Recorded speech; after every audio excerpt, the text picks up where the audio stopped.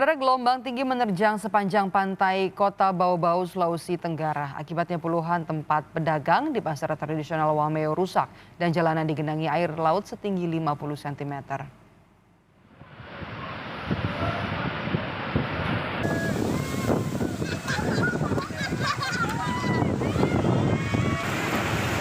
Inilah ada video saat gelombang tinggi menerjang pembatas pasar Wameo sehingga puluhan tempat pedagang dan jalanan di pasar digenangi air laut.